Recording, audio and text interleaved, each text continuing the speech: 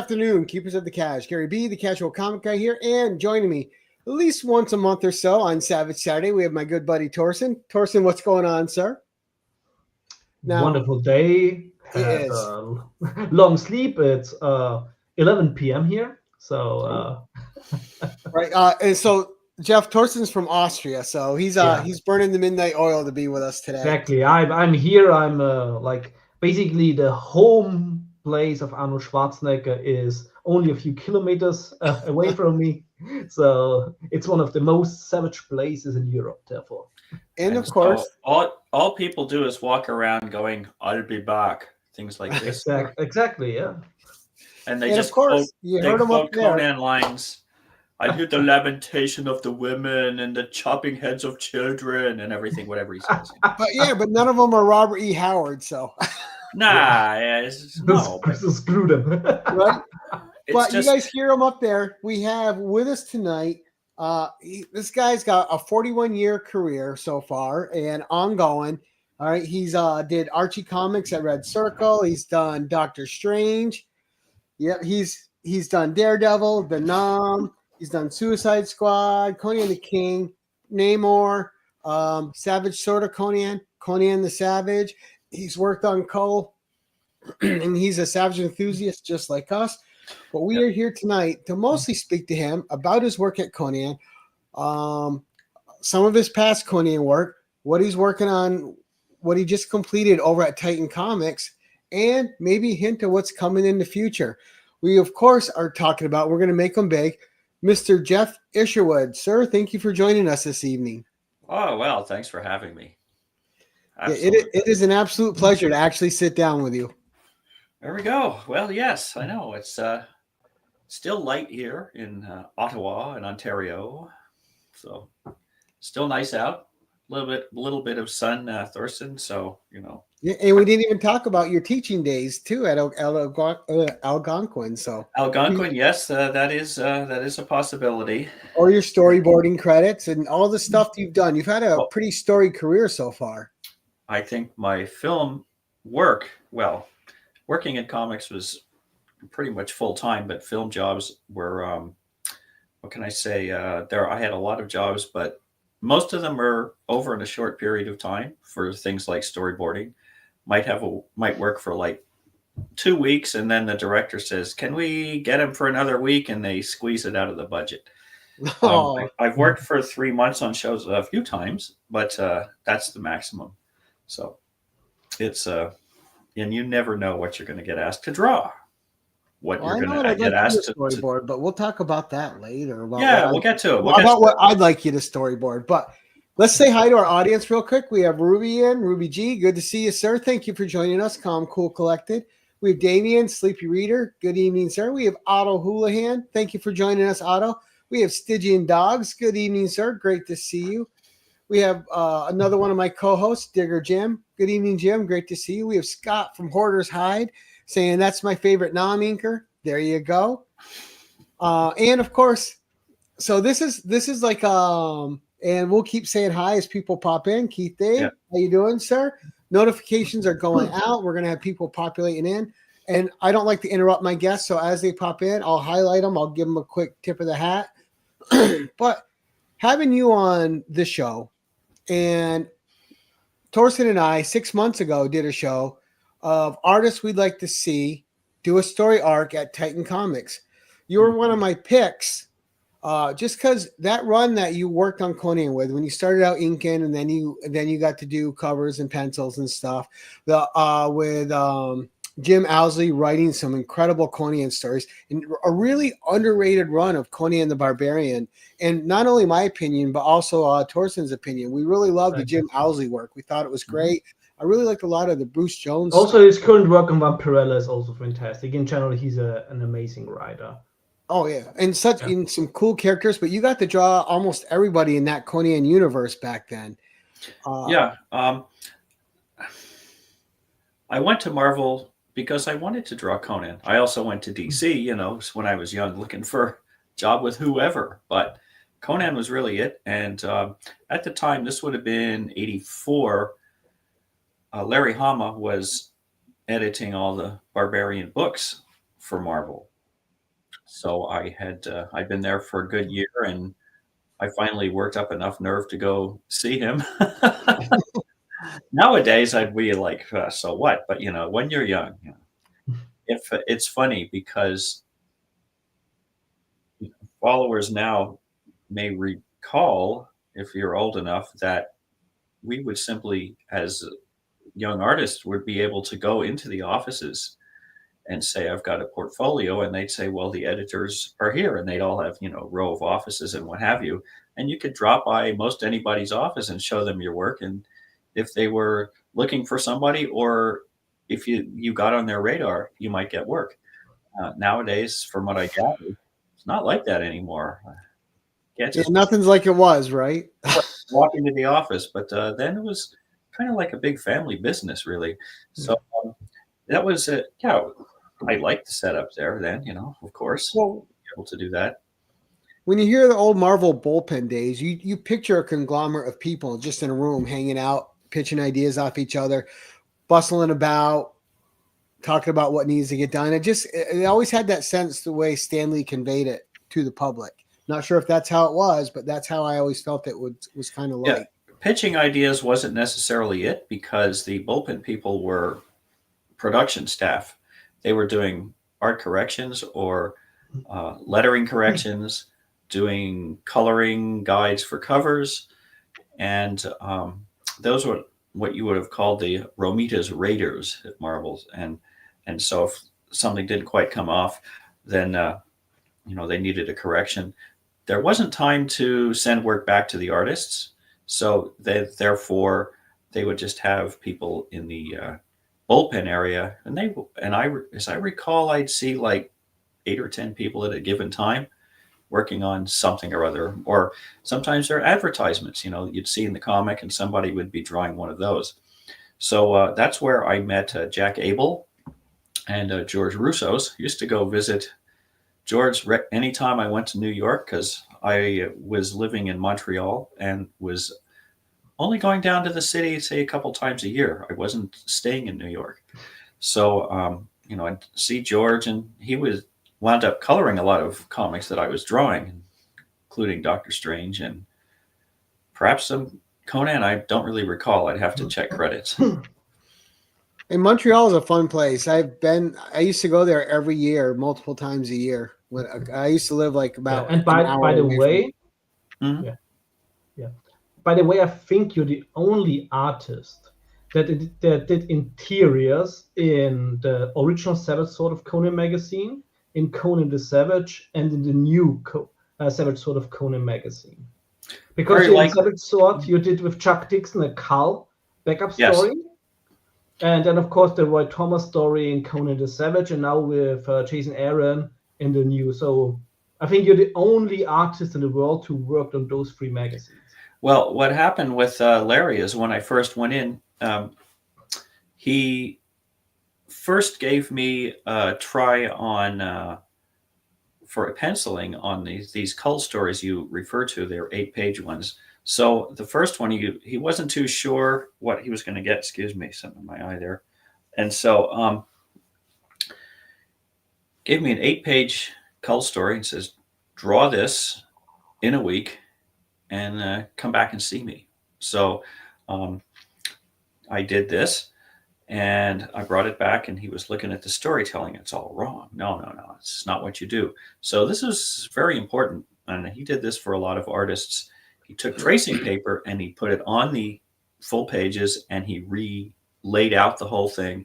And every panel, he gave me the reason for the composition in the layout that explained what was going on for the storytelling purpose. So every page, like, this needs to frame this, you need a silhouette here to show that off, to focus, whatever, these kind of things. And then, he'd get to page 4 or 5. Well, this is a similar panel to this on page 2. We do it again with this situation, and so on. So he gave me that, and he handed me that stuff, says, bring this, here's 8 more blank sheets of paper, draw this and bring it back next week.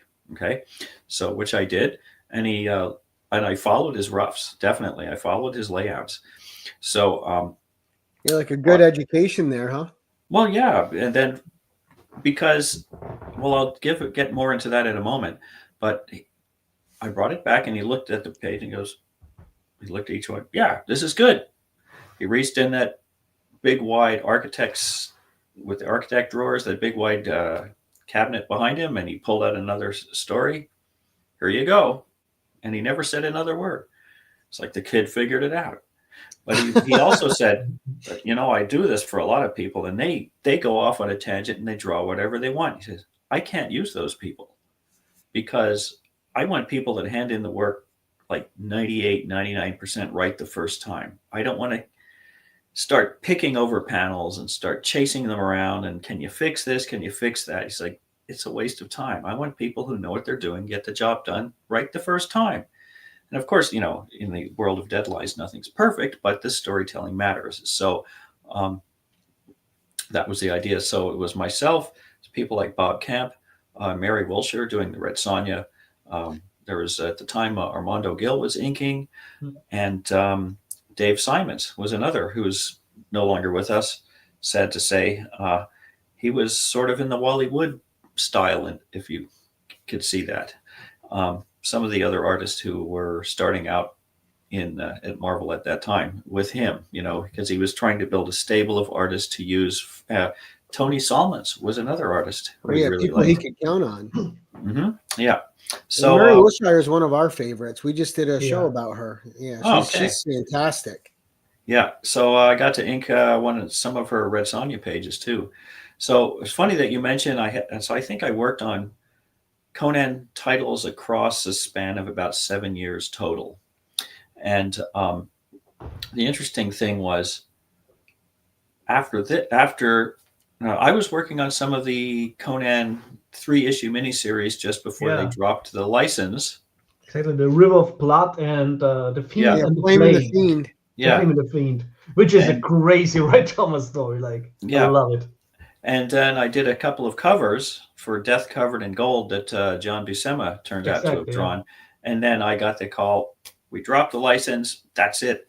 Oh. And that was the last work I did for Marvel, period. Wow. Nothing. And now, and you might have an idea on this, because I don't know, 25 years later, I'm working on Savage Sword. Is that some kind of record?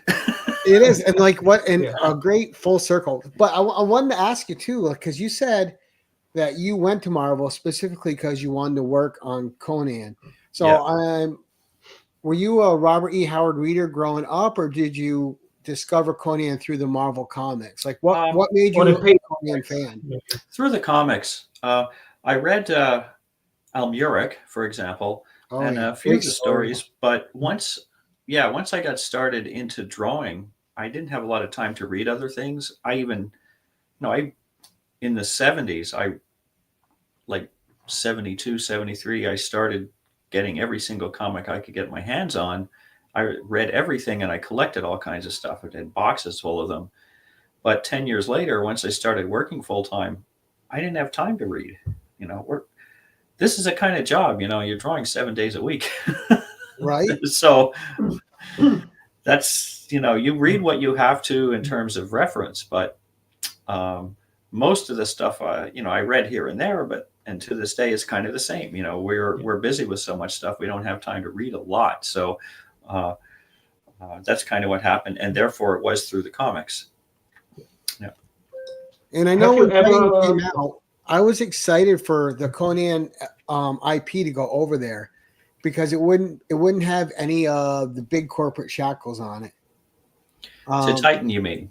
Yeah, Titan, yes. Yeah. So, and what happened over there is how what it happens is. Sorry. No, you're good. How it happens is it's a little different from that. There's if you see on the publications, it says Heroic Signatures. That's a company that is a subsidiary of the company that owns the rights to Howard Properties. Yeah, but I think Fred basically does everything. Yeah. Duff, have you spoken with him on the show at all? Not on the show, but I had some talks with him in the past. Like he's a cool dude. But you know him. Yes. Okay. Torsten knows him. Yeah. Yes.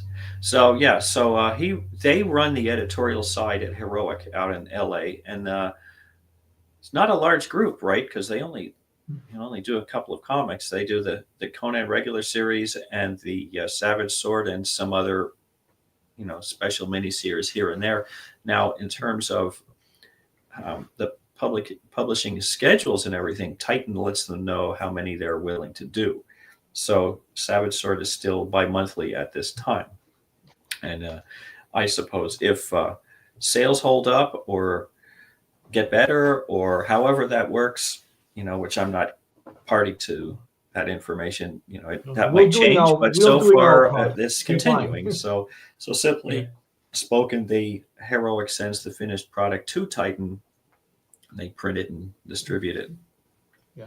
Have you actually ever seen something internationally published, also drawn by you? For example, like, of course, Conan back in the days and still nowadays is also released in other countries. So, for example, in Germany, like they did one of your covers from 205 in the huge magazine form. No. Have you ever seen that before? No. Hold on. Yeah. Huh. That's interesting. No, never seen it. Yeah. And Robert didn't get paid for it. I know, of course not. Well, in Montreal, it's in Quebec, they would have French language stuff published by Heritage, in French. So I would see comics, Marvel comics reprinted in French there. But I'm aware that all the stuff gets turned around and published, and sometimes the cover doesn't match the story. Yeah, there's like basically there's not the story of 2.5 in there. Like it's completely so different. whatever, But it's funny that way. But if you're interested in knowing how I got the Titan one, that was my next question actually. Yeah. How'd you end up at Titan? So I had gone to it had been a 12-year.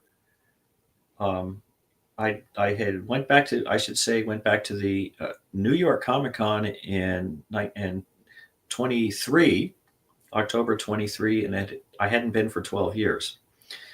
And so during the show, I noticed across, as you're all familiar with Comic Cons, I'm sitting here across and then down a ways, Jim Zub sitting there.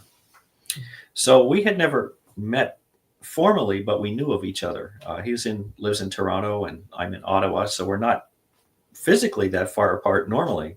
Anyway, I went over to his table and he said, "Hi, Jim.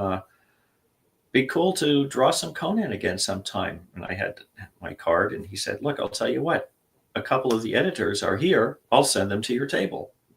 And so, sure enough, Ashley Hodgkins and another fellow, I think he's no longer with them, they came and said, "Hi, Geof. We'd love you to do some work for us." So again, that was October 23.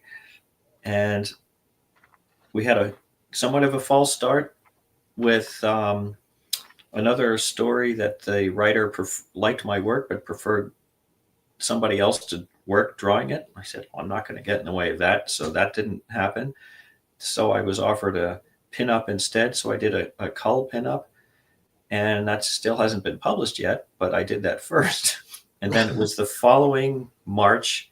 So it was March last year now, when I got an email from Chris Butera, who's the editor, said, "Would you have time to do a Conan A story, like the lead story?" And I wrote back and said, "Of course." And then he said, "Well, in fact, it's a 2-part story. Would you have time to draw one and maybe somebody else draw the other, or we skip an issue and whatever?" I said, "If I'm drawing the first half, I got to draw the second half." Right. Got to do the whole thing. So, which I did. So that's how that came about. So that was, I had a short story to do. It's for the American Army called Medal of Honor. So the Medal of Honor recipients by the Army, there are over 300 of them. Those stories are being illustrated a bit at a time. So because of my work on Denom, I was asked to draw one, I would say 3 years ago now. And so I've done 3. So I had one then to finish. which is like I say, 8 pages, so it wasn't too long. And then after that, I launched into the Conan work, and that would have been from middle of April, and the final pages were finished on Halloween, end of October. What was difficult was I had a lot of conventions scheduled because I wasn't expecting to get all this work.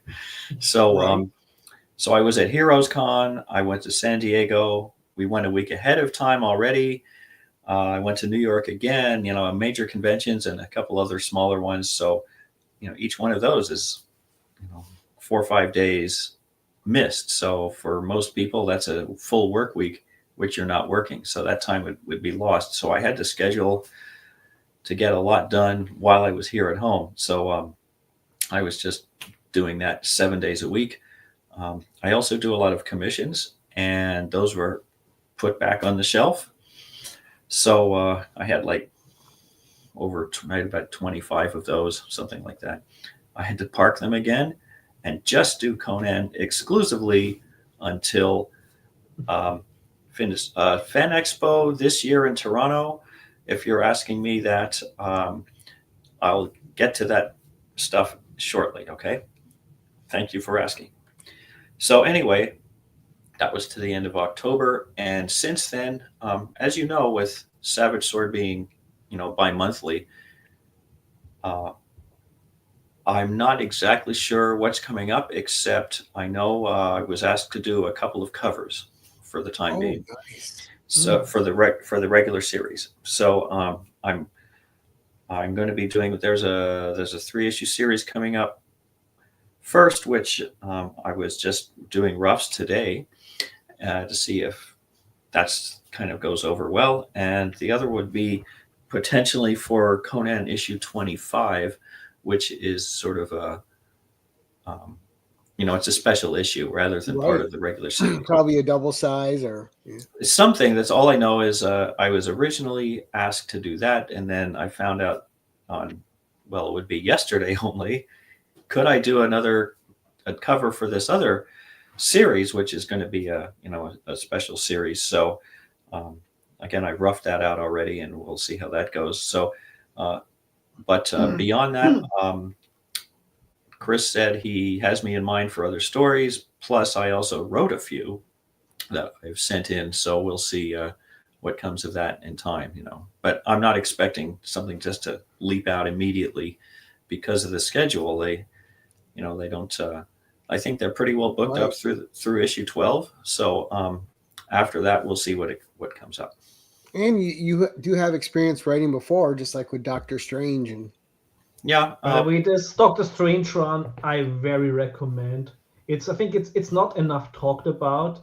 And you started, I think, with issue number 37 with the Franken Surfer, which is very interesting because I think there's a Solomon Kane reference in with a certain Puritan adventurer. Yeah, well, I was doing some of the Tales of the Vishanti before, where it was going over various characters and historically and how they were very cleverly, woven into the Marvel mythos. And so this was one about the Frankenstein monster, but then as I believe it was Mike Rockowitz had just been assigned the title because they would swap, editors would have title swaps. Butch Geist was just leaving, so he asked me to join. And so this Frankensurfer story was, if you read it, there's a framing story, but the 3 5-page stories are mixed into the middle. And then, so we kind of fit it all in. And that was, it was very well done. But Doctor Strange was another character. When the opportunity came up, I asked if I could draw that, and Mike said yes, pretty much right away. So that was good. And since Roy Thomas is also now basically again, I think he's having a new story in the next Savage Sword of Conan magazine. So maybe you can bring the band back together. Well, it's it's not my decision. I just, can you draw this, and I do it. I certainly keep in contact, and as I said, I had written last week just to see if there was any news coming up, and Chris asked me to do this other cover. So cover's nice, but back when back when Ashley Hodgkins asked me that New York Comic Con, like, what would you like to do? Covers, pinups? And I said, I want to do interiors. I want to do full stories. I loved the storytelling aspect, and I kind of knew that most people don't really want to deal with that anymore. Doing covers, you know, it's the glamour of a cover. It's a single illustration. You can spend more time, and it's only one thing. But I like the whole idea of storytelling. The sequence is very important to me, and all of that. So that's what I like best. The cover is sort of icing on the cake. It's nice to get it when you can, but the storytelling is what's interesting. And if you were interested in delving into what happened in this Savage Sword story that I just did, we can discuss some of that, I guess. Well, we do. Yeah, and I have a slideshow for it too. So we got all sorts of stuff. And I'm a big fan of Lovecraftian horror, and you drawing this really nice. And also, since I reread your Doctor Strange stories, and there's also a lot of eldritch and cosmic horror in there, which was excellently done. So I'm also hoping there's going to be more eldritch Conan stories in the future. Yeah, and this has been getting itself off its feet, and I really thought that you and Jason Aaron together really put out the strongest Conan tale we've had in Savage Sword yet. Oh, thanks. Yeah, he was. I knew from this story, especially when you get towards the end, he was going to put stuff in there that diehard Conan readers might look at and go, "What's this?" I don't know. I thought it might be a bit controversial, but it's like, that's the story. We're going to tell it, you know. And the interesting part is, I drew the first issue with having no idea what was going to happen in part 2.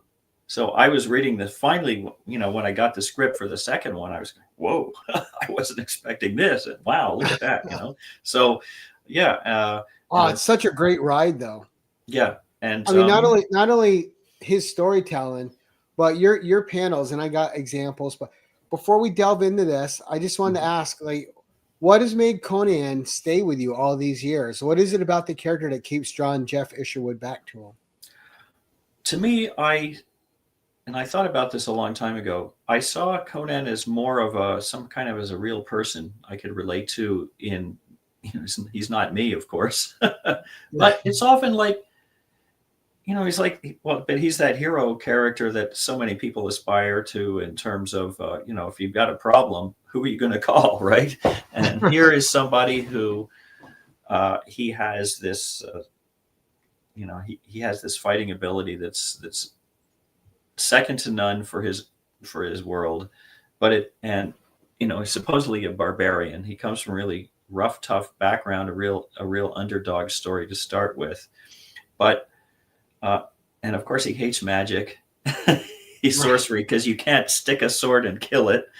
You can't do that. You know, it's like in a way, it's that very simple problem-solving way of a lot of heroic characters. You can, you know, especially in movies too. You know, like your Clint Eastwood characters, or Bronson in Death Wish, or you know, you can just run a whole list. You know, from all kind of action heroes.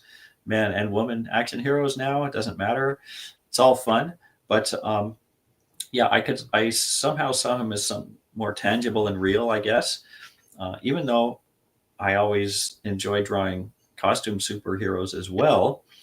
But something about the world itself that is fun to create. So it's I think it's what drew me to it is probably what most people can relate to if they think of their favorite genres of story. You know, some people love science fiction, so they just can't wait for something that's Star Wars like, you know, this outer space, the ships, the techno stuff you see, robots, all this kind of stuff. They love the techno.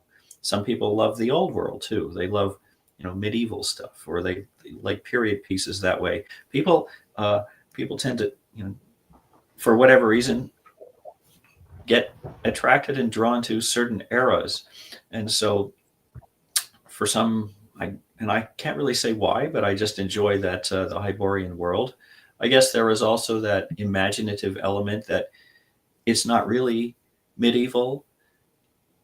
It has a feel of that, but it has to be something else. Its own thing. It's a small sport of a lot of ages. Yeah, and so I mean that's what Barry Windsor Smith did so well in his run, is he created something that was a world that it was its own. So there are certainly elements that can look like, you know, past history, European history, but you can also have fun with it and do completely different looking things. So it's also why I like Doctor Strange, because I wanted to have the opportunity to explore, you know, the different dimensions and the magical elements. Yeah. Especially because at the time, what was very popular were comics like The Punisher, and I felt that gunfight battles, ultimately, how much can you do with it? Point, bang, Right. shoot. You know, like how many different ways can you draw the same thing? And it's still in movies today. Get the gun, bang, pow. You know, it's like, is that ultimately not kind of boring? I could ask. But Right. everything else is, you know, you have, if you can let your imagination go, you can do a lot more. Nice. Exactly. Now, are you also a reader of the Robert E. Howard fiction stories, or did you never read Howard? I haven't read too much. I did read the Solomon Kane one, The Footfalls Within. Recently, a friend of mine, Ron Sutton, who is right now working on the Edgar Rice Burroughs website, drawing Carson of Venus. You know, another, that's a weekly strip. Friend of mine, he was mentioning this as a story he had thought about drawing many years ago, and it actually has been adapted since. But so I read that story, and I thought, yeah, interesting.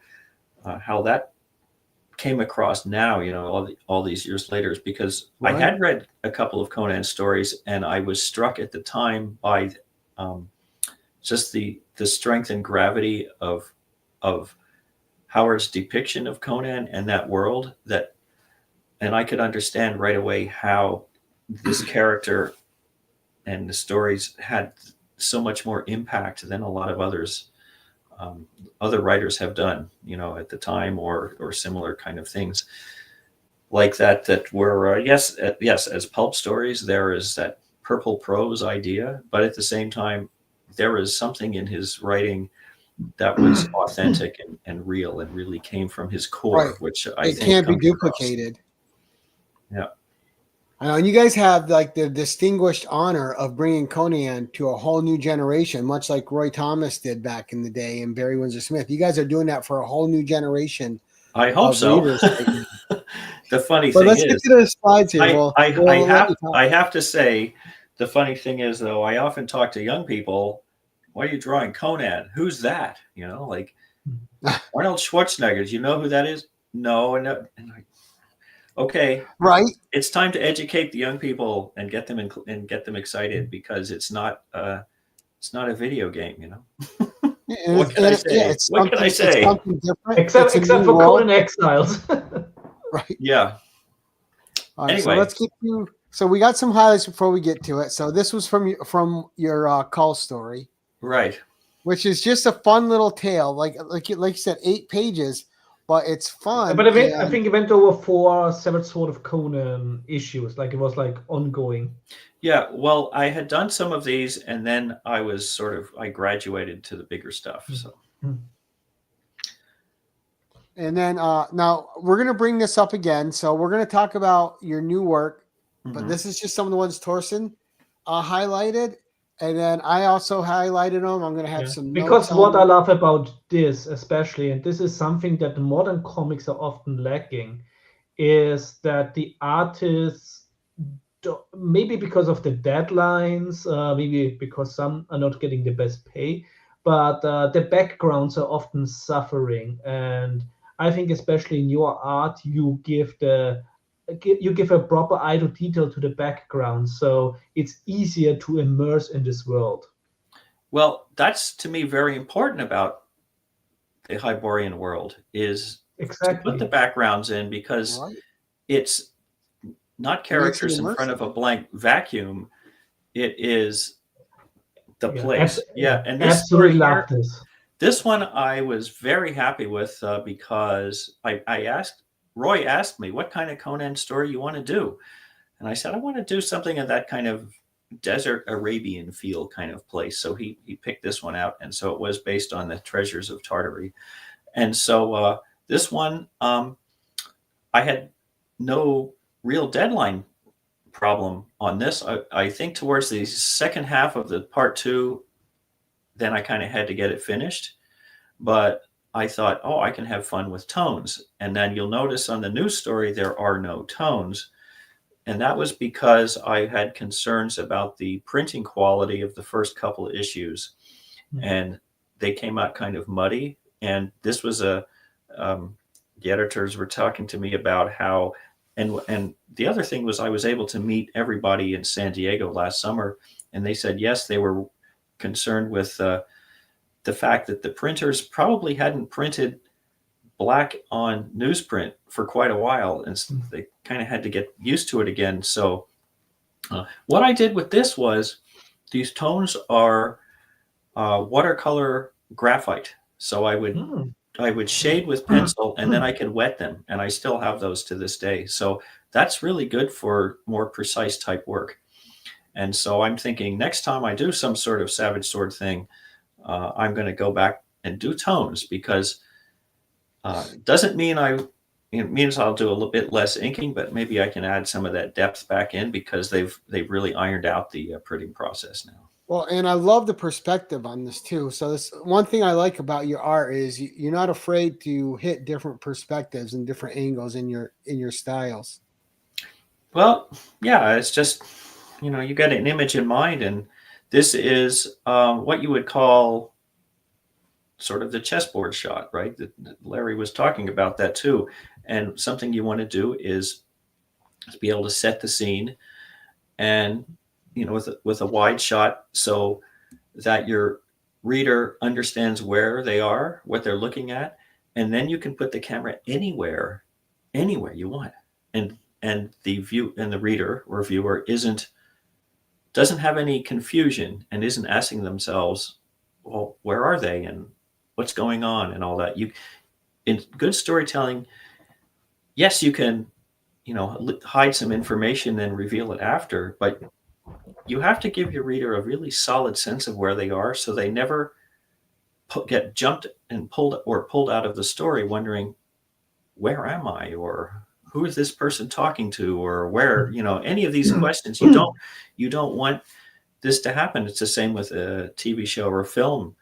It's that you just want to let them immerse themselves in the experience and just go with the story. And there's a difference between a page being busy and a page being set up properly to follow the story. Some people confuse busy with storytelling, and it's not. Sometimes busy is just busy, and it confuses the eye.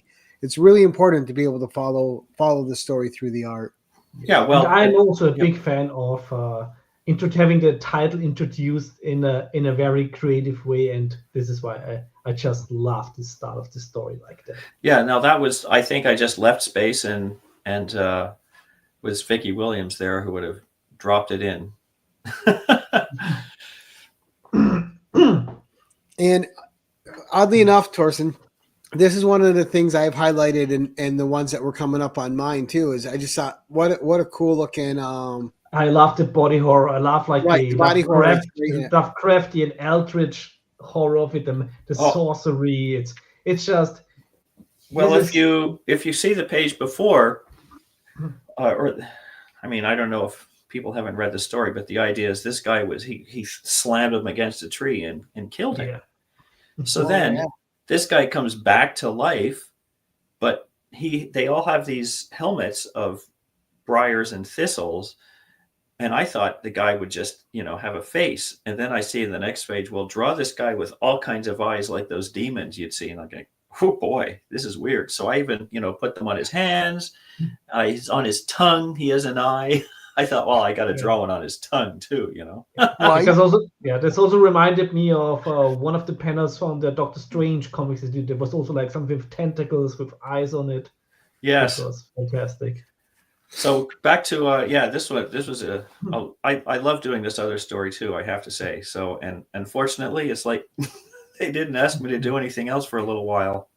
I would have loved to do more of these, but this is, I don't know, it's just there's just something about this whole world that just sucks me in, and I just want to draw it, you know. Yeah, like the details here, so much to discover in this, and this is something that I absolutely love as a reader and as somebody who appreciates art.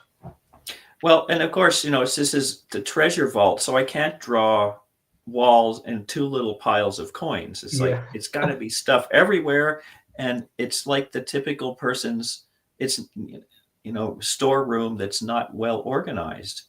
Just go and, you know, dump stuff here and put that there, and, you know, just put stuff anywhere, and, you know, we need some shelves, so just put them anywhere, you know, and there's a statue, but the dumb thing is this stuff is all just collecting dust.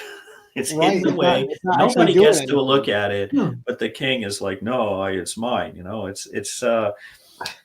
there's, you know, there's all that behind it.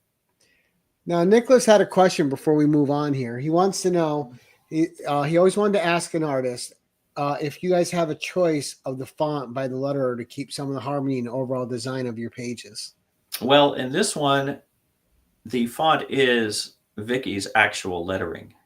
So it's the letterer's job. I don't worry about it. If the editor likes a particular letterer to work on it with a certain artist, it's their decision. So I just do my job and let somebody else do theirs, you know? And we're going to show some of your classic Conan covers here. Yeah. So first, that's on the left there. That's a Valsemix penciled one that I inked. Yeah. And then the right was one I did myself with a lot of white out on that Flame Demon. And you inked quite a bit of Valsemix. Yes. When he started on the book, Larry Hama asked me to ink him directly. So I wound up doing that. I inked issue 166 over John Buscema this one time, which I was really excited to do. But interestingly enough, I would say I was not intimidated by. I know he did like loose breakdowns most of the time, but that didn't bother me at all. I just said I understand his work, and I'm going to go into it. Now, when you were inking, were you just waiting for your chance to do the full pencils? It's funny because I would, you know, get pages to ink. That was the job. Full pencils, which I had already done, would come up. I had been inking the Nom before this, and after 2 years of inking over Wayne Van Sant, I did ask, can I, you know, do something else, and was asked to do the Conan. And then it was just more a change of pace.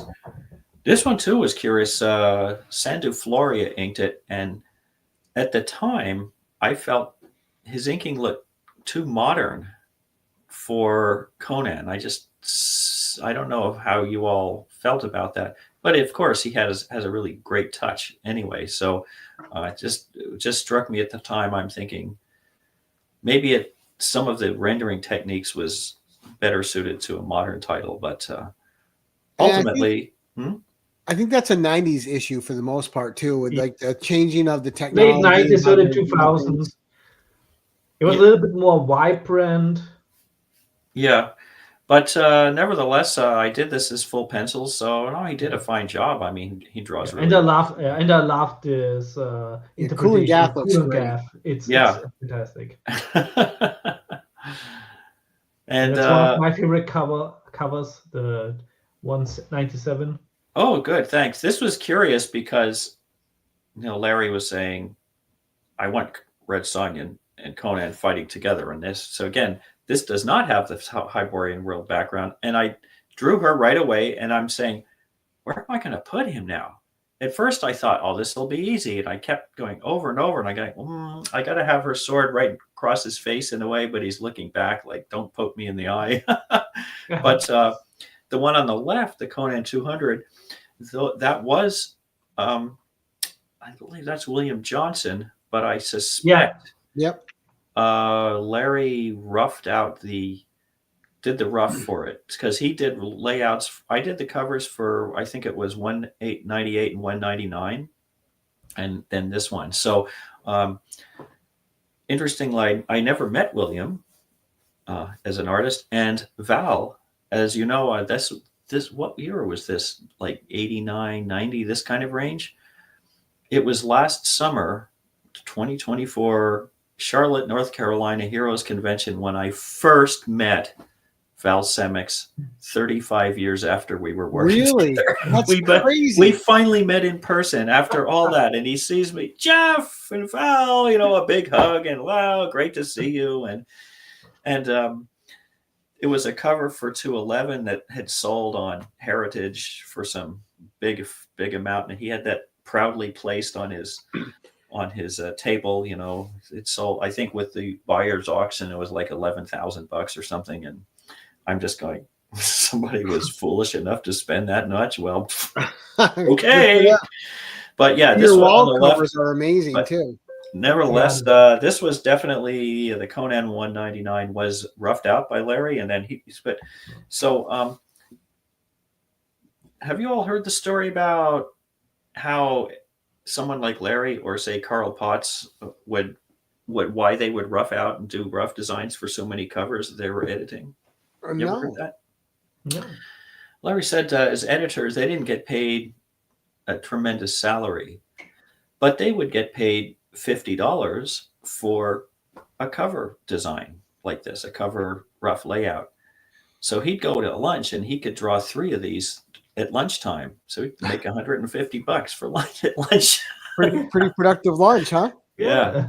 So, he did these but generally speaking, when they asked me for a cover, I just drew it, but so anyway, that's definitely the Larry Hama field, has that feel to it. And on the right, yes, you wanted to mention this the River of Blood with Valeria, yeah. Mm-hmm. Yeah. Did you have a comment on that? You said you pulled this one for a reason, or? In generally, because I think it's also because it's basically a sort of a sequel to Red Nails, and it also is it's also like the aftermath of Severed Sword of Conan story. I think yeah, that one I had a lot of fun with, and it's again that and the Conan the Savage, a couple of my favorite ones. This was done after the Conan the Savage story, so this one I penciled and inked myself, and so that was a lot of fun to do. And so then we had Steve asking if you still have any of the original art of any of the books you worked on. I have some. Okay. There is one particular collector who has all 6 issues of the Conan the King from 50 to 55. Those 6 issues that finished that series. He has all the pages. He bought a lot of them from me, and then splash pages, he was able to find who else had them, and he would trade with them for stuff. So that's one particular collector. It's on comicartfans.com. You can find a lot there. And I have some Conan art left, but not much. And it's just... But I do have... Oh, 9... Okay. I was just at the OAX down in Orlando this past weekend. And so the original art expo run by Bill Cox and Kazra Gonberry from Comic Art Fans. So was the second year they've run that. And I took the 96 pages of my Conan story that some you're showing down there. It was the first time I made them available. And 2 people bought pages, and they're not cheap, I have to say, but a couple people wanted a couple things anyway. And so I still have those. So that entire, I have 94 of the 96 pages left. You might have to sell children to buy one, but you never know. So these are issues 5 and 6, just showing the covers real quick. And we're going to get into more of this story. Okay. Just because it's your newest one, you got more coming up. But again, I also had highlighted this because, one, I love the panel setup. And one of the things I like to, that you just looked like you had freedom to design your panels. And it kind of created a chaos with what was going on with the situation. especially with what was going on with Xylena the witch. You know, Yeah. you needed that feel going in there. Well, I thought that exactly. was just That was brilliant. deliberate. And other pages, when you have fight scenes, I will angle the panels, and I was thinking a bit more like old Gene Colan art, where I'm pretty sure he would just draw pictures, and after it just like, oh, I'll put panels in any old which way, right? Didn't matter. I loved his art at the DC Arak, which Mhm. also was by Roy Thomas. Gene Colan did some fantastic art there. So with these stories, anytime I had angled panels, that's when things started to go, fights and things would go out of whack a little bit. And then when it was very square panels, things were quieter because the story did have those peaks and valleys on purpose. Yeah. So in terms of, just going to say in terms of freedom with panel design, now I started with the Marvel method, of course, which was a plot synopsis for a 22-page story, probably about 3 pages typed of just a synopsis of what happens. So it was up to me entirely to do the page breakdown, all the panels, what's going to happen, the sequence, all of that. That was the artist's job. So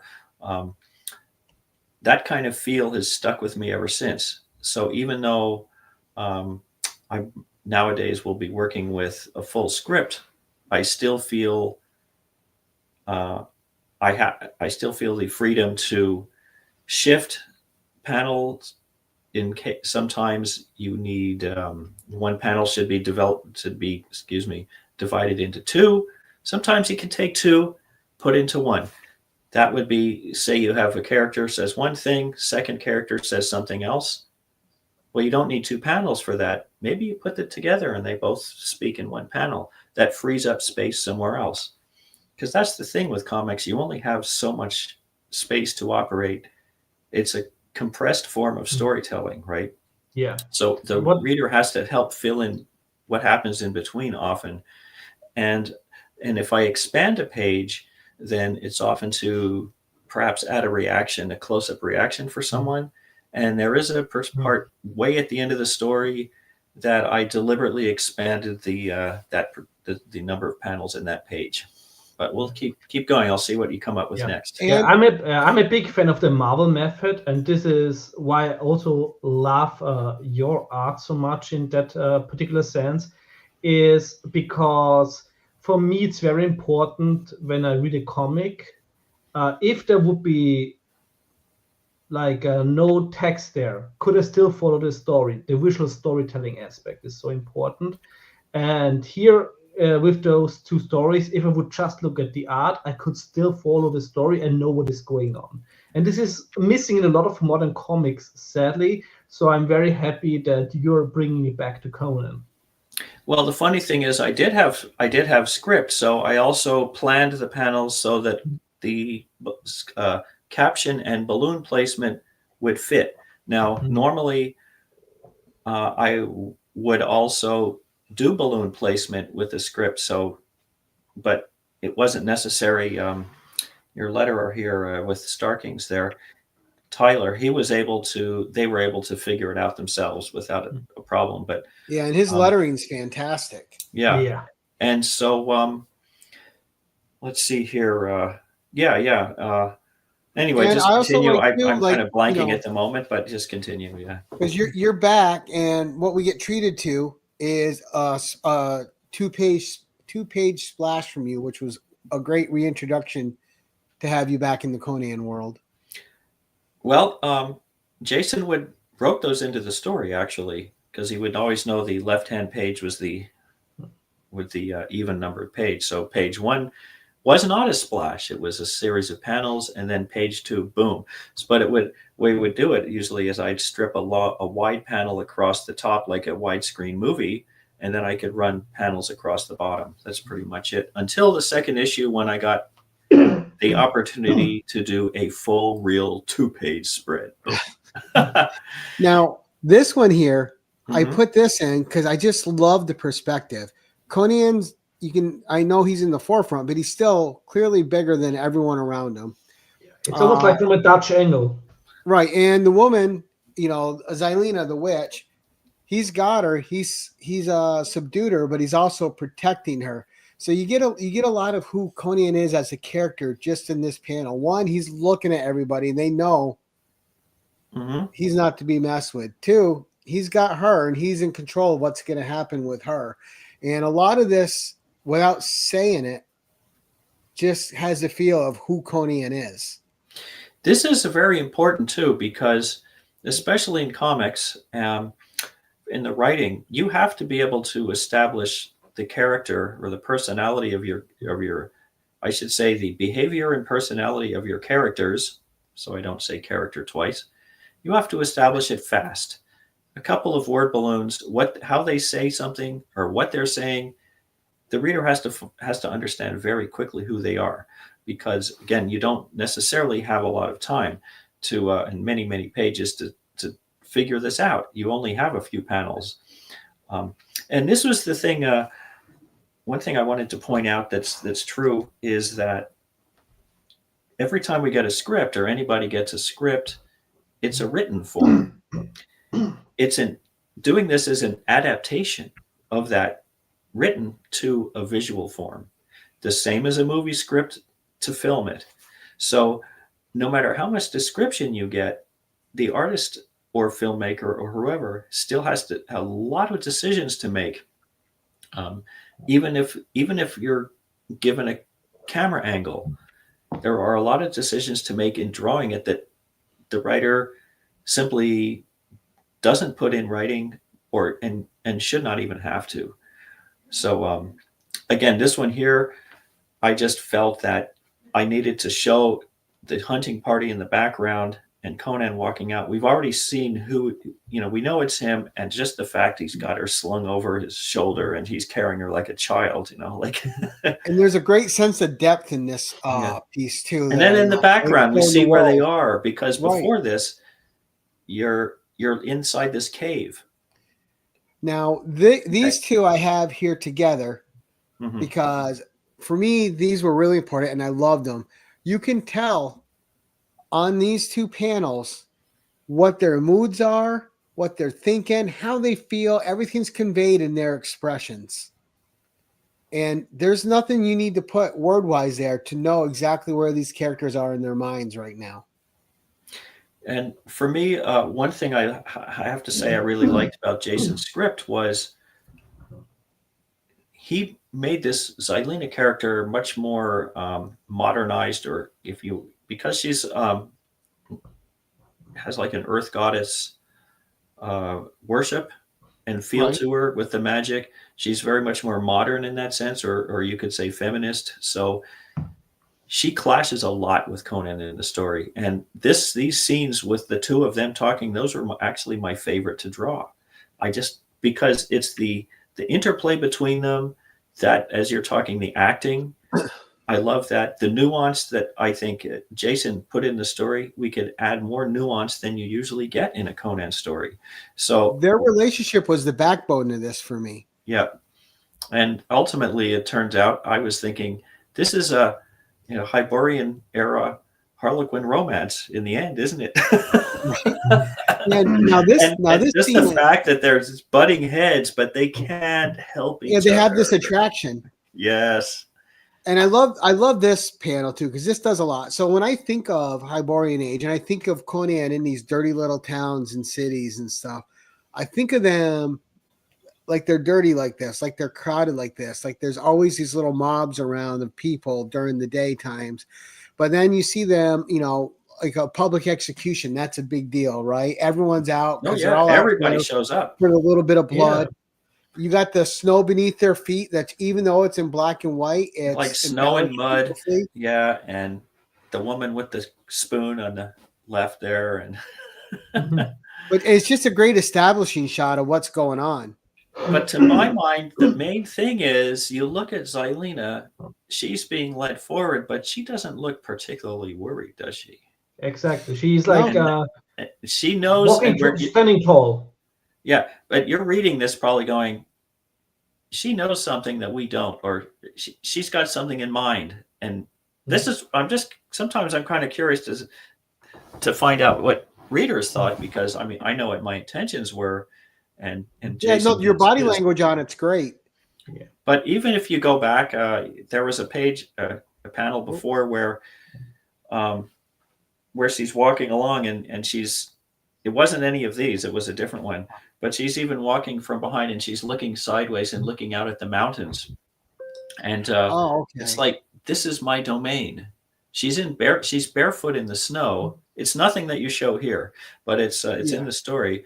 But she's barefoot in the snow and looking around, not a care in the world, and she's bound and tied, and she's barefoot in the snow. But this is my world. I'm comfortable here, and I wanted people to realize they can't do really.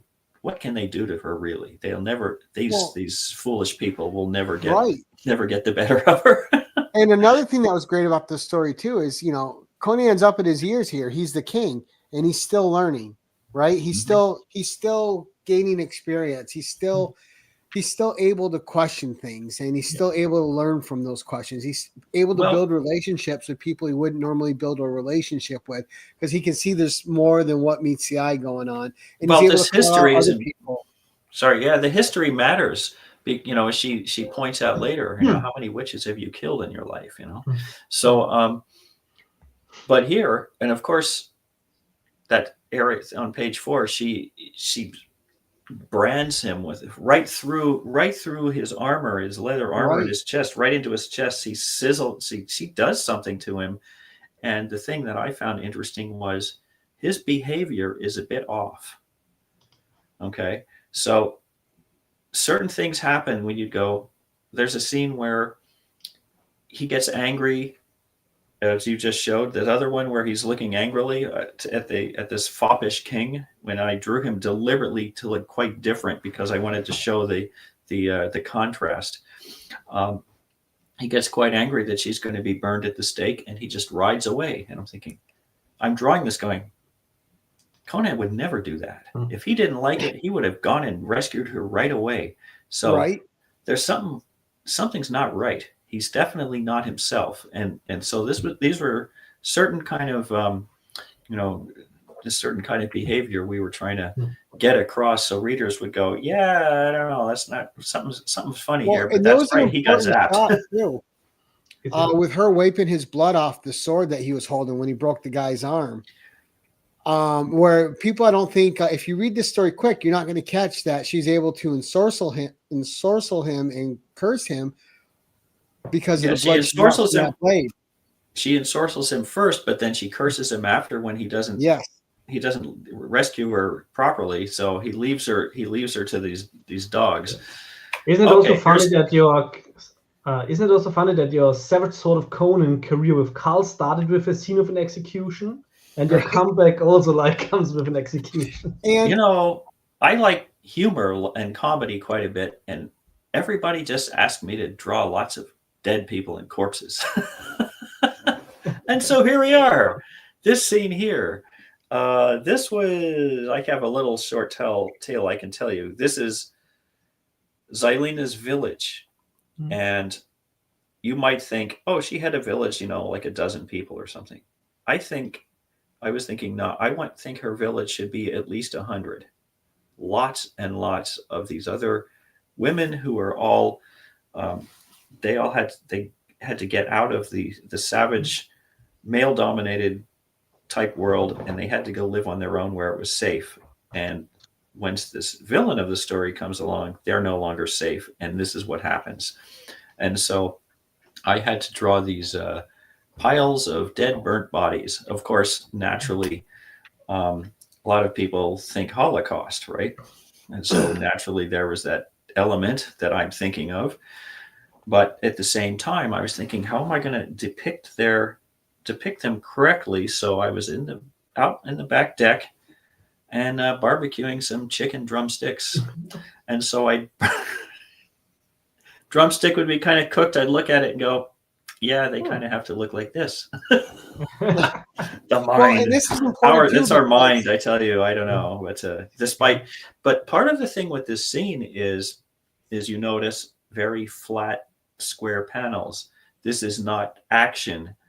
And she herself is very subdued during this because she's been spending like 3 days trying to clean up the mess of all of her friends that are all dead. It's a very somber scene. But Conan himself, he doesn't come out and go, "What the hell happened here?" Right. And you tell me why that is. Well, he's experienced some sort of scenes like that. When Also, he was a boy, yeah, his own Well, village was burned out like this as a boy. They were all killed, and he was left in her position. He's experienced this personally. So this creates, again, something a little closer that that I thought Jason was very clever to put in the story.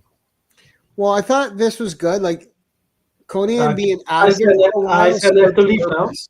We're already 1 hour in. I sadly have to leave now. Just want to say it's been a huge honor. And I can't wait to read your future stories, also the ones hopefully that you've written that are going to get published. And I will enjoy your art in the future as I did in the past. Thank you. And, I really hope I get to draw a couple of these stories, because to me they're a lot of fun. I've experienced them as I've read them, and I really want readers to get a chance to read them. I think they're a lot of fun. So I really have to keep working on the editor, and even if I could get a mini series out of them, I'd love it. You know, you draw them, we buy them. So right. So, yeah. Just let Titan know that you draw them, we'll buy them. Yeah, okay. Exactly. So have a fantastic day and enjoy the rest of the interview. Okay, thanks very much. Okay. Great to meet you. Now, likewise. what I was so with Conan being down in this story here was very important because it gave you time to empathize and learn about the witch and learn about her side of things. You know, and the whole time while she's trying to heal Conan. And I like that they kind of call each other out on how they treated each other at the beginning, which was a great bit of conversation. Mm-hmm. And I got these next two panels, because I always like a good establishing shot of just Conan by himself in the world. And then when he's trying to tell when he's lying and he's just got that kind of weird, mirthful look on his face. Because you don't get to see Conan smile. Yeah. Oh, yeah. I killed him myself, you know, and of course, you know, the witch breaker guy, you know, he doesn't buy it at all. He's like, "You're a terrible liar." But he thinks he's so convincing. Now, here were some of the panels you were talking about before with him, like being split and. Oh, this was really, this one was really kind of remarkable because Conan chops the guy in half and he doesn't kill him. Right. He's standing there and then he melts his sword and he's like, soon after that, he's like, "I got to get out of here." That was my Coyote and Roadrunner moment. There's a panel where he's riding his horse like way up, and I wanted to draw him really tiny in the distance, like I got a GTFO. And then I just love this one of Conan being immersed in her world from her side of things. And then, of course, the bear is sleeping outside this. That was a curious one for me because it was a giant tree, but in this ice world, and I'm thinking it doesn't quite make logical sense why a tree would like that would have grown there, but who cares? You know, it's a story. And I wanted to ask you about the challenge of this middle panel on the left, because you conveyed her power just by a little delicate shading of her eyes, like not you know, just make them kind of white there, but it really they're supposed to be glowing. White, it still pops out. They're supposed to be glowing, and I'm going. If I had done all the gray tones, you know, in this story, then I could have made it much more obvious. And I'm thinking, now I stuck myself with this, so I just have to give you that impression that yes, her eyes are glowing. No, Conan wouldn't throw her in the fire. She was feeding him, and you know, but this was the part where he had just had a vision of the dead witches and all this, and her hatred of him switches because now she says, "You've got magic in you," and she starts to get interested all of a sudden, and he's going, "I do not," you know. Yeah, and he's of course in denial of having anything magical about him. Exactly, and then all of a sudden, you know, she's been pushing him away all this time. All of a sudden, now we flip the narrative, and she starts getting drawn towards him, and he doesn't want anything to do with it. The next page after this, you didn't put in where he has to he asks for the sword to, he's lost his weapons, right? So she's saying that, like, Mother Earth, Gaia, sort of the ground, she will provide a sword for you. And he just stands there. That was great interplay with him being in denial but having to ask for it at the same time until he got it. And he just stands there. And we have, it's like Jason even wrote this, like, Conan stands, he spits, and then he says, "Give me a damn sword." So I had to, and he just, and I panel like, nope. And then he stares at it, the ground, and nothing happens. And he's going, "Well," and she walks away grinning. Like, you never see her smile until this point. She's going, "Keep trying." And it's like, all of a sudden, the whole narrative switches, and it's. Well, you could almost hear her thinking pig-headed barbarian and having a chuckle at him. Yeah, well, I hope all that came across, because I mean, that's like when I got hired to do this and was doing it and was drawing it, I was thinking, I felt like I was hired to direct the movie, as if it was a movie. I felt I had that type of a job, that big a job, to when it came to drawing this whole thing, just so everybody understands that. And it really is that kind of sense to have just a script, and you got to visualize the whole thing, Right. And I was rooting with Xylena the whole story. I thought it was fantastic. And you have, of course, the eldritch horror parts again with Conan after this creature transforms. I almost put the big shot of his head on, and because you did so much with it, but I want people to go out and actually buy it to see the whole thing. There's so much more here, but you're certainly showing some major things, and of course, that's a 2-page spread, and that's where I say I finally had a chance to draw this giant panel. And then, of course, I mean, you and I talked a little about this, but we had to include them because you said you were super excited to be able to do these panels. Yeah. Now here, nudity alert for all your fans out there who are drooling at this moment. But the point behind a lot of this was, first of all, I had to draw these spirits of the dead witches that were released when the bad guys killed, right? Now he has trapped and used the life force from, hundreds of sorcerers and wizards and witches and all this, sorceresses, all this. He's killed. His whole mission is to wipe the earth of sorcery because of a scene we see from his youth. But they're all released. So they're all spirits. And I'm thinking, well, spirits aren't really clothed, are they? They're just bodies now. And if they were old or young women, it doesn't matter. They appear young once again, as they're eventually going, as you see in the second panel there, go back into wherever, whatever the hereafter is. And I thought, I can't ink them with black lines. It's going to look wrong because they're spirits. So then I simply took my indie ink, I diluted it, and then just inked it with the gray. My favorite part here when she says, "You're very heavy," that. I thought that was like a nice burst of reality. I love that line. And then the next page, well, she says, "We have much to talk about, but we're not using words." And then this scene, this next page, the script had 3 panels.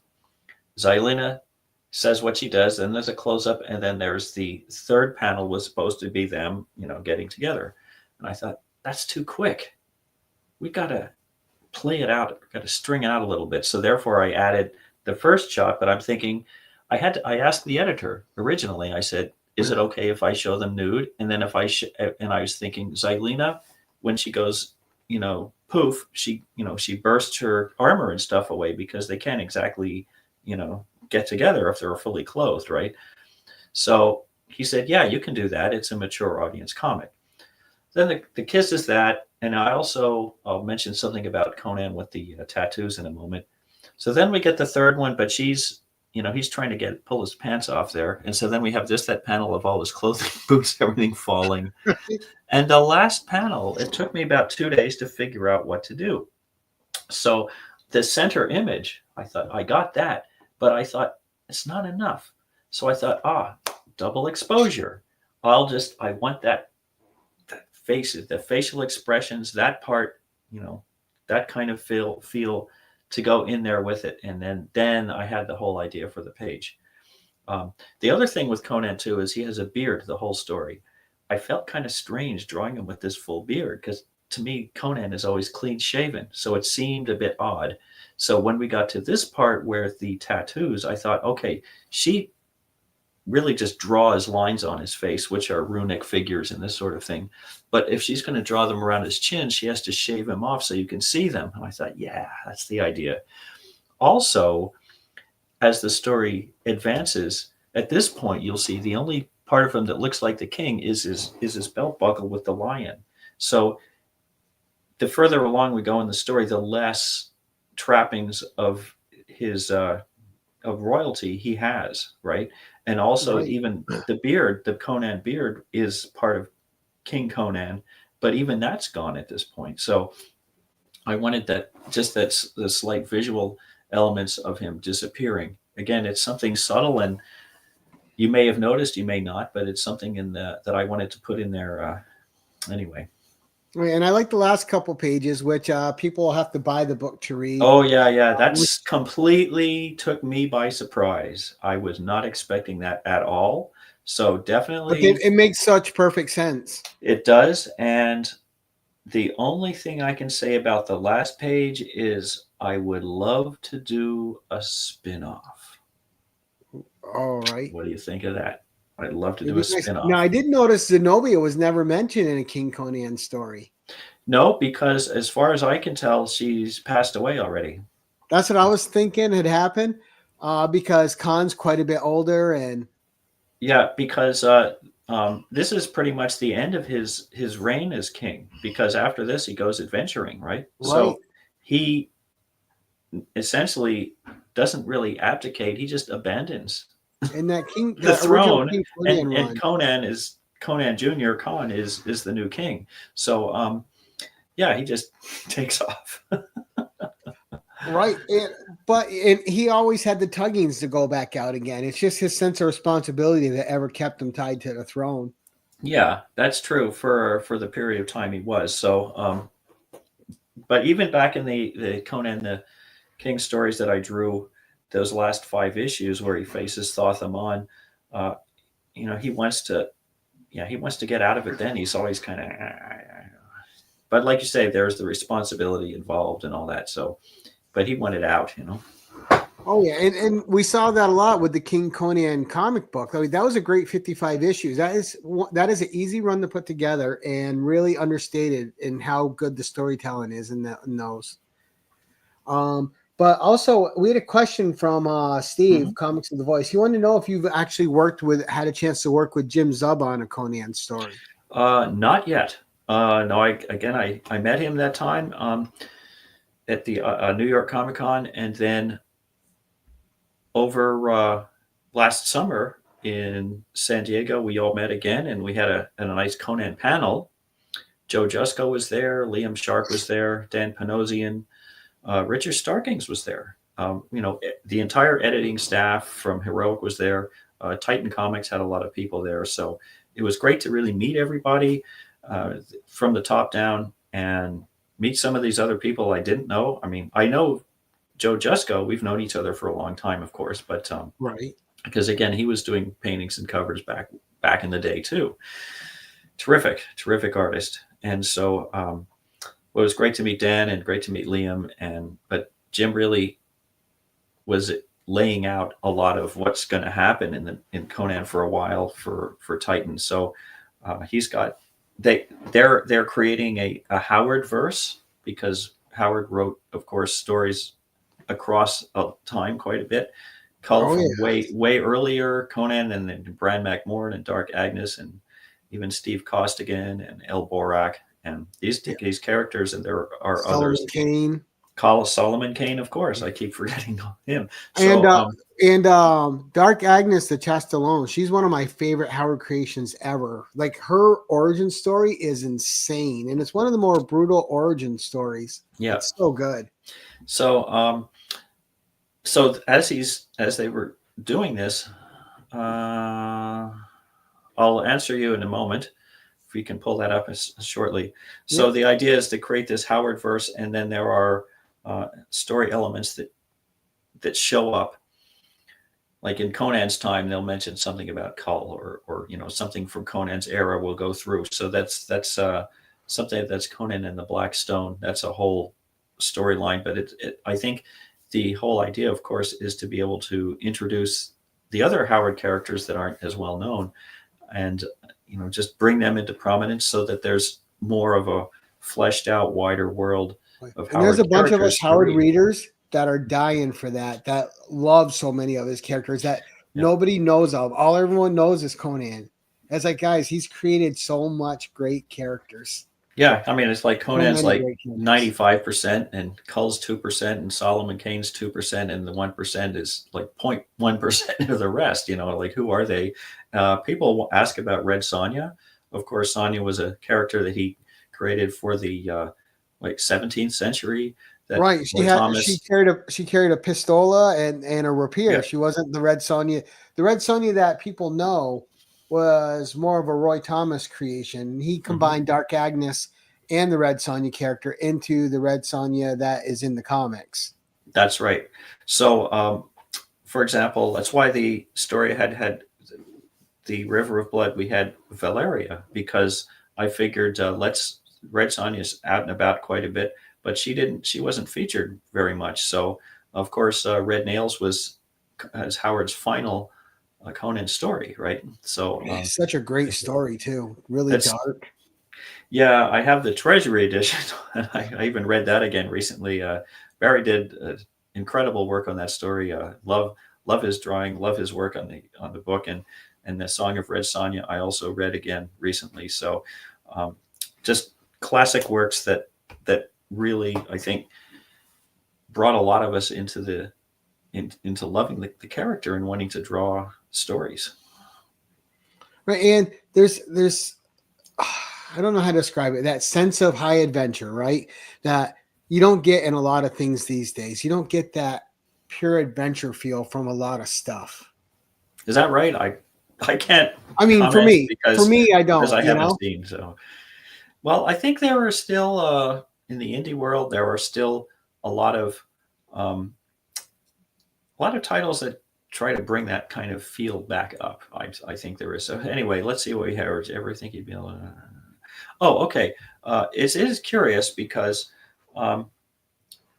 Dark Horse, I had mentioned, I had approached them a couple of times and nothing had really come of it. When Marvel took Conan back over again, or when they had gotten the license, I didn't even bother. And it wasn't until I'd seen the Titan and then came across Zub at the New York Comic Con that I even made that effort. In the meantime, I'd drawn lots of Conan pictures, commissions, things like that over the years. So like I kept drawing them regularly. That wasn't a problem, but I was kind of happily surprised when she just walked up and said, "Yes, we'd love you to do some Conan." It's like, okay. As I spoke Did you get a nice full circle feeling? Yeah, Chris Butera had mentioned, when he asked me to do this, I said, what I wanted to do with these stories was show the people who hadn't hired me for all those years what they could have had. And I wasn't doing it out of missed out on, guys. Kind of. It wasn't like that I was angry that they never hired me. It was just like, you could have had something like this, Yeah, so I had stuff to give. And it's still there. Yeah, it's still there. And so that's why even with some stories I've cooked up, it'd be fun to do them, just fun to do them some way or other. And I've even spoken with a couple other artists that maybe we could work together on that. So I got to keep that under my hat until it happens, if it happens. But it would be exciting, certainly. Now I got a weird what if for near the end here now. Okay. So one of the ways I would love to see Conan in cinema, right, is we never got like an adult animated Conan movie or story, right? Plus, with the way streaming services do things now, like Prime, like Max, like Netflix, there is no reason that we couldn't have like a 3 or 4 Conan the Barbarian season with a Game of Thrones or The Boys budget on it, thrown at it, right? Mm-hmm. And where you're living in this world, you have Conan for 3 or 4 seasons being a thief, being a Kozak leader, being a pirate with Bailey, just going through all these adventures that were in the Howard books and in the comics, right? And you could have those. And then when those 3 or 4 seasons end, it ends with him taking over the throne of Aquilonia, and then you go into a King Conan story for a couple seasons. From what I gather, as I heard from Fred Malmberg there at Heroic, that there are plans / development for a Conan film and a streaming series. So those are, in the offing at some point coming up. I don't know anything more about it. And how much would you like to be a storyboarder on any of that? Oh, yeah, put me on the streaming series and I just work on the series all the time, work with them and just, go do it. I do it. But what may happen this coming year is I'll probably find out in the next week or so. I may be working on a different streaming series for the next while. So it's development time and it's very close to financing time. So we're going to find out in the next by the end of February, if it's really going to be a go for now, but it looks positive. I can't really say much more than that. I don't want to, I never count my chickens, of course. Right. But it's not Conan, sadly, but at the same time, it's a very interesting idea. So I may wind up doing that. And if I'm not too busy with that, I'm still going to I'm still trying to push to do some more of these Conan stories because I just love doing it now. Right, and I'm curious, who knows? Conan stories that you've come up with out of your own mind be interpreted, which I think would be neat. So hopefully we'll see that come to fruition, and we can all sit back and enjoy it and read it. Yeah, but wow, I'm working at those stories. The idea basically is the younger Conan again, and so again he's young and he's a tremendous fighter, but he's still has things to learn about the world. And I can put more humor into it. That's beside the longer story that I've sent in that Chris Butera likes a section of it. And then I added a little at the front and added more to the end. It starts off as, I won't get too much into the details, but I play the comedy quite a bit while, this nasty fight scene. But then, of course, he makes a couple of decisions where he's trying to be the white knight hero, and the story just goes downhill and it gets worse and worse and worse and really nasty. And it's like, why the hell did I do this? What was I thinking? It's this kind of thing. And I just gotta, so to me, it's that I really certainly, after reading some more Howard again, try to keep his feel for sure. The character definitely, and a couple of short stories too. They could be like 10 to 12 page short ones that again, it's just, you get a short scene and you get a twist in the end and there's a punchline and boom, the end. It's kind of fun. Not every story has to be saving the universe, right? Right. Well, and that's the thing though, like those stories usually shoot too far. There's nothing wrong with good, keeping low fantasy, right? It's just about how you're surviving each one of your days and the circumstances you're running into. It's not you're trying to save everybody on the planet. It's you're trying to survive your day and get to your next one. Well, the thing to me is character comes first. So I just want fun characters everybody's going to enjoy reading, and whatever type of character they are. It's that interplay. It's this story with Xylena. My favorite scenes are Conan and Xylena. They're they're verbal fencing and all of that.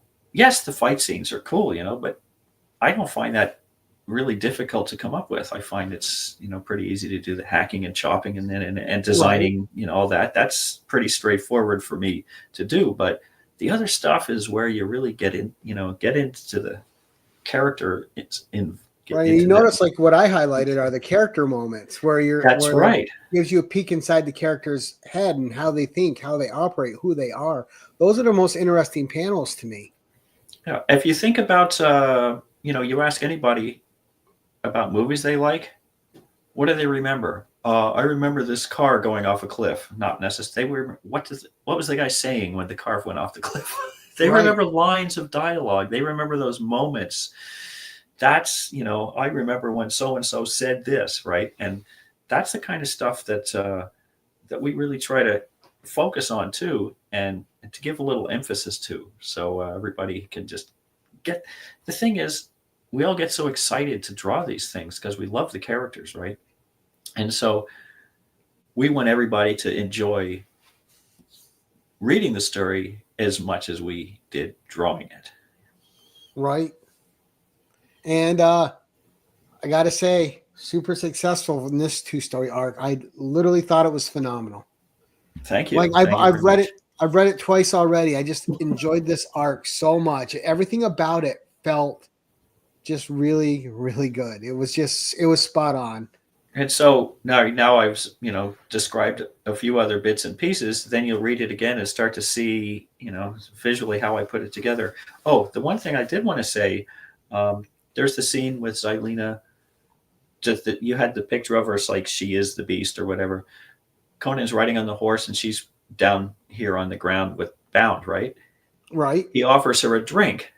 She drinks from the flagon and she just drops it in the snow. And what does he do? Gets off the horse, he picks it up and he walks next to her.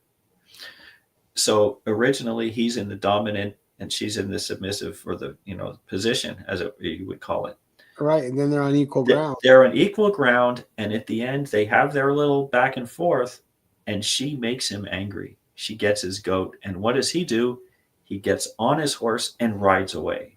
So she's in the dominant position. He's up on his horse, and he's now the submissive person, but he's riding away. And I thought that, and this is something that I think the entire scene, Jason meant him to stay on the horse and her on the ground. But I thought, no, Right. I got to get him down so we can have them right together, some good close-ups of them, right together, and get that feel. Well, and it shows her wits too. Oh yeah. Like she knows how to play the people around her. Yeah, and she, the dialogue was all there, but I just felt I got to get them together. I can't just go up and down and up and down. I got that. Okay, one person says our page is available. Yes. So the pages are. You'd have to contact me about that. If you've read the story, then you can read the story. I can point out the 2 pages that are gone. Do I have it here? And had a book, but anyway, we'll deal with that after. And Facebook link are in the description below, guys, if you want to follow him on both of those. Yeah. So, oh wait, I think I have it here. One thing that did bother me is that there are no page numbers on the pages, which I always liked in old comics, but they didn't do that. So we have issue 5, page 19. That one is sold, and issue 6, page 14 is sold. So I think page 14, that's when Conan actually splits him down the head. So those 2 are gone, but I have all the rest. And so those are available, but again, they're somewhat on the expensive side. But anyway, if you want to contact me, you can find me through the Facebook. I also have a website. You can write me there at my name, jeffreyisherwood.ca for Canada. So again, you can, it's my full name, one long word.ca. You could probably put that on the screen somewhere, I guess. And then what I'm going to do is I'm going to add it into the description afterward too. Oh yeah, that's very good, very good. Somebody else had another question there, I think. Yep. The question was, with all the detail, how long does it take for you to draw a page? Okay, for these stories, I roughed out each issue in about 4 days. Like 12 pages a day of roughs, which seems like a lot, and it is, I guess. But when I was working on a regular comic back in the day, a 22-page story, I'd rough it out in 2 days, and then I'd go back and pencil it and go through. And I did that because I wanted to make sure everything played well, the sequence worked well. It's like, storyboarding or doing a full shot list for a movie. So I wanted that to happen. And then when I went back and penciled it, I wound up altering camera angles and things like about half the time anyway. But the first point was just to get the feel down of what I want, because once you get started reading the story, or once I would just start to see one panel flow into the next, and I would treat it as if I was doing a movie and change the camera angle and all that, right? So close, far, high, low, front, back, whatever. So once you get into that flow, you want to stick with it. And then I could come back after and simply focus on the drawing part. And then so I would pencil again in order. I'd just do like a quarter of the story at a time. So then I would send in like 10, 12 pages to get paid regularly. But then for inking, I would ink all the pages at the same time. So I would have 10, 12 pages. I'd ink, but since I use using this to ink with ink, dipping it in the ink bottle, it's wet. So I always have a problem. I'll ink one line and I'll move the paper and whoops. Oh. There's a lot of white out on these pages at times for that reason. So what I'll do is I'll ink a bit and I'll say, oh, put it aside, take the next one, right? So this is why I like to ink a whole bunch of pages at once. So that way I can just rotate them around. It keeps the look very consistent. So it's definitely not one panel at a time, boom, boom, boom. So that way I can also do things like focus on faces and hands first, the smaller important details. And then after that, they're larger, simpler shapes, which are easier to do. Or say I just want to focus on backgrounds alone for a while, so I could just do those, whatever I would kind of feel like doing at the time. And I mean, that changes, right? So right. It's not, there is a method to it, but it also depends on, what do you feel like drawing best at the time. Now, so do you prefer inking yourself? Sorry? Oh, do you prefer inking yourself over having someone else ink you? Kind of. If I had the right inkers, I don't think it matters. And I have had some very good ones. So I find for inking myself, I don't have to pencil as much naturally, because I like to leave. You get a shorthand with it. Yeah. Well, like if I'm going to do an area and I don't have to, feather everything perfectly, I can put a line and I put a couple of ticks. Like when I get to the inking is when I'll make it happen.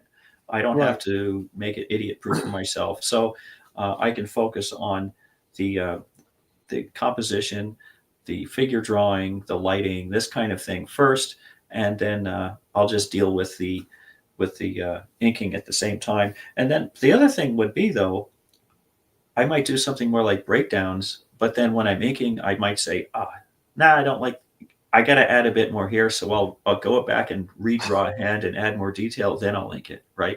So if I get to something where I don't really feel like one-timing it so much, I will just go back and add some pencil.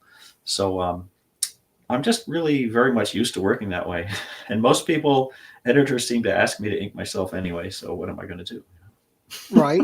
Yeah. Part of the job, right? Oh, it's just another step. And in the editing step, I should say, because inking is not exactly tracing over what I've drawn, because I'm always trying to correct, or I should say perhaps improve the drawing. So so if you see where I ink, it's not necessarily following the pencil, because I'm trying to modulate the forms and I'm trying to do something just to bring it to life a little bit more. Nice. Now, first, I want to say thank you for coming on today. This was great. Meeting a Conan artist that I read back in. I can't even believe that those stories are that long ago. It feels like yesterday to me. I know, doesn't it? That's what I was like. And for me, it was it's like all those years disappeared, and I was just back in the saddle and let's Right? go. Nice. And it looks like I've noticed there's so much more like little details and nuances in this Conan story. I'm like, I could see the development, and it's like I said, it was a great, I think the strongest Conan story so far in this series, in the Savage Sword magazine. You guys knocked it out of the park. So much fun to read. One I'll keep going back to reread. The stuff you did with him and Xylena, that's my favorite too. It really pops to me. It really draws me in because it's all character work and it draws me into the story. But it was absolutely fantastic actually meeting you, talking to you, and having you on the channel. And just the fact that me, a big Conan fan since I was a little kid, to have a Conan creator on the show, right? It's just a great thing for me. This is like a giant nerd moment for me. So thank you for making that happen. And really, thank you so much for your time. Yeah, one final thing about that was when I was 18, John Buscema came to Montreal and was at a Comic-Con, and I went to the show. I don't remember anything else. I went and stood there and watched him draw for 2 hours. I would have done the same thing. John Buscema is amazing. Yeah, but he has a really loose gestural way of starting a drawing.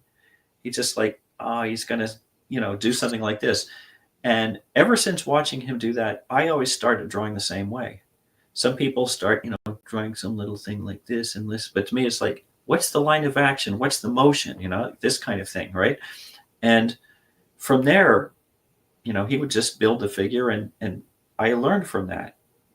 I also asked John, what's the best way to get into comics? And he said, pick your favorite artist and swipe his style. I'll never forget. Some people say things to you, and you're, if I'm alive at 100, that voice will be ringing in my mind. Things you'll never forget. So what he said to me, Fan Expo Toronto, that is a big question. I was scheduled for the Toronto Comic-Con in March, but I cannot make that. And for August, if I'm working on this show that I mentioned earlier, I have a feeling I won't have time for hardly any Comic-Cons for a while. I'll say for a while. So again, I'm going to be able to make that announcement around the end of the month, mid-March at the latest, but probably sooner. And because I'm going to be right in there working with the writer and producer of the series, helping him with story arcs, characters, design work, the works, like right from the beginning, right from the inside. We didn't talk about teaching. No, that's cool. I just, teach what I do. I did that for 8 years and got too busy. But once again, other things I was backlogged with, so I had to drop one thing, and that was the teaching.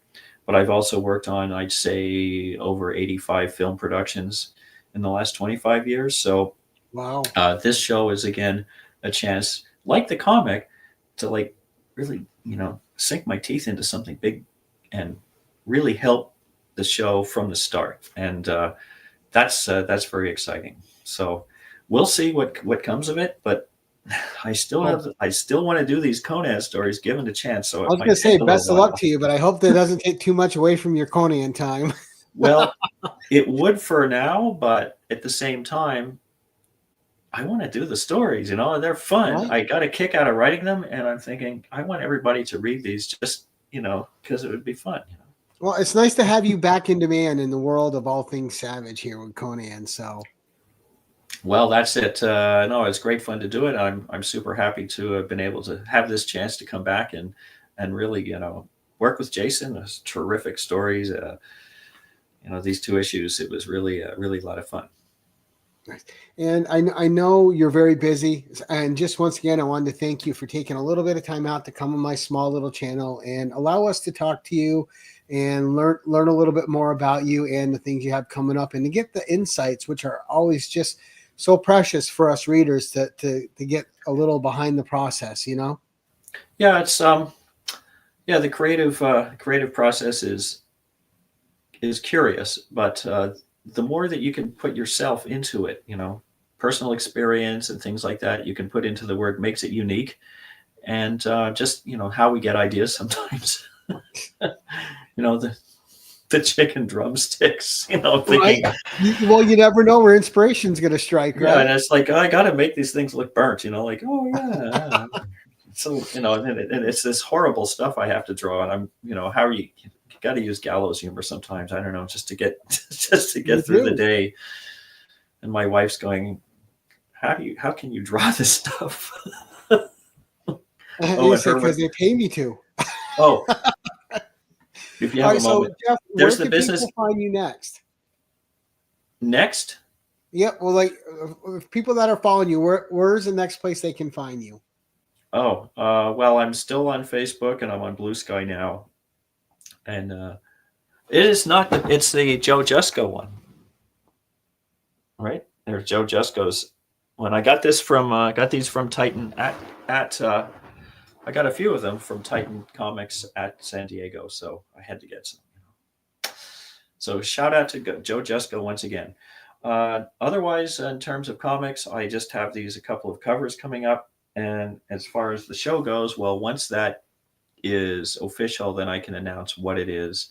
And it's so different because, when you're doing a comic, it's like a handful of people and your name's on it, and it's either people love it or people are going to hate it, and you might get people liking, you might get tomatoes. There's nowhere to hide, right? In a film, you got like hundreds of people working on the show, and everybody's got their job, and everybody's job is important. But it's it's ultimately such a smaller part of a giant thing. As I found in a couple X-Men movies, it was great fun to do, and it's fun to work on a big team that's a good team, right? But in this world, it's much more isolated what we're doing. So anyway. Nice. Well, I can't wait. So hopefully once things get settled, you'll let us know about it and we can share it out. But yeah, Gary, I'll get in touch with you, and then something of that comes up, I'll be able to let you know. And then certainly if I have some more information on the Conan world, I'll let you know, and could come back again and we could go over some new ideas and say hi to everybody. You've been on once, so now you have an open door policy. Like once you're on my show, you're always welcome back. Absolutely. Thanks very much. It's been a lot of fun. Oh, absolutely. And guys, everyone who's watching on the rewind, thank you for watching. Those of you who are joining us live tonight, thank you so much. We know it's a busy Saturday. We appreciate all of you who took the time out of your busy Saturdays with your families to be here with us and to watch the interview. Share it out with your friends. And as I like to end these things, I got to get my right one here, or get I'm it there. hit the wrong one. Casual. Okay.